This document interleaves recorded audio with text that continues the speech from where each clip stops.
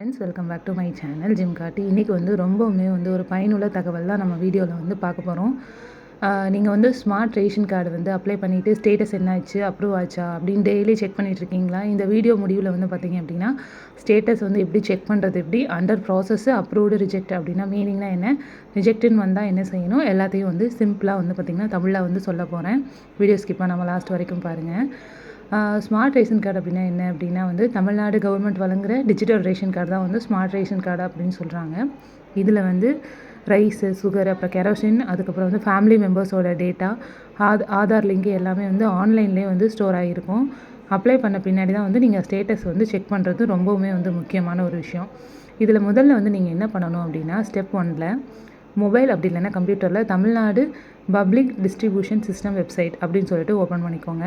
Step 2 என்ன அப்படின்னா, smart card appliances status அப்படின்னு சொல்லியிருக்கோம், அதை கிளிக் பண்ணிக்கோங்க. ஸ்டெப் 3ல் என்ன பண்ணணும் அப்படின்னா, ரெஃபரன்ஸ் நம்பர் அப்படி இல்லைன்னா மொபைல் நம்பர்னு வரும். அதில் அப்ளை பண்ணும்போது ரெஃபரன்ஸ் நம்பர் இருந்துச்சுன்னா அதை என்ட்ரு பண்ணுங்கள், இல்லைனா ரிஜிஸ்டர்ட் அவுட் பண்ண மொபைல் நம்பர் மட்டும் கொடுத்தா போதும். ஸ்டெப் 4ல் பார்த்திங்கன்னா கேப்ஷா ஃபில் பண்ணிக்கோங்க. அப்புறம் சப்மிட் பட்டனை ப்ரெஸ் பண்ணிக்கோங்க. இப்போ ஸ்க்ரீனில் உங்களோட ஸ்மார்ட் ரேஷன் கார்டு ஸ்டேட்டஸ் கிளியராக காட்டும். அண்டர் ப்ராசஸ் அப்படின்னு இருந்துச்சு அப்படின்னா அப்ளிகேஷன் இன்னும் வெரிஃபை பண்ணிகிட்ருக்காங்கன்னு அர்த்தம். டென்ஷன் வேணாம், வெயிட் பண்ணணும். அப்ரூவ்டு அப்படின்னு வந்துச்சுன்னா உங்களோட அப்ளிகேஷன் அக்செப்ட் பண்ணியிருக்காங்க, கார்டு ஜென்ரேட் பண்ண போகிறாங்க அப்படின்னு சொல்கிற ஸ்டேஜ்.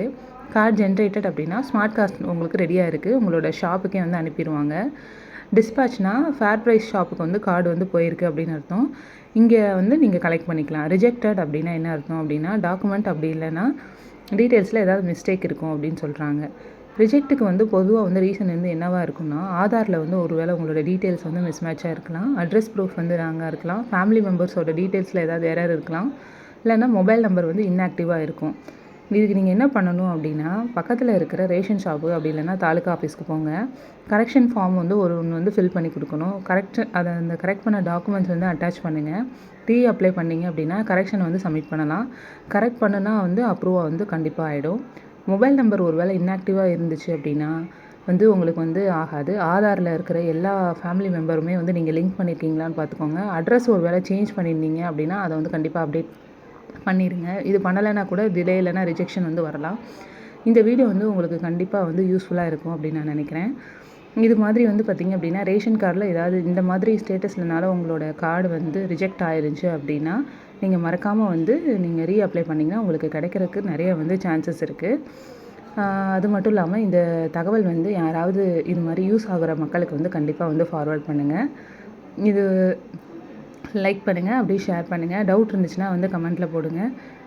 கண்டிப்பாக சப்ஸ்கிரைப் பண்ண மறக்காதீங்க. ரொம்ப நன்றி நண்பர்களே.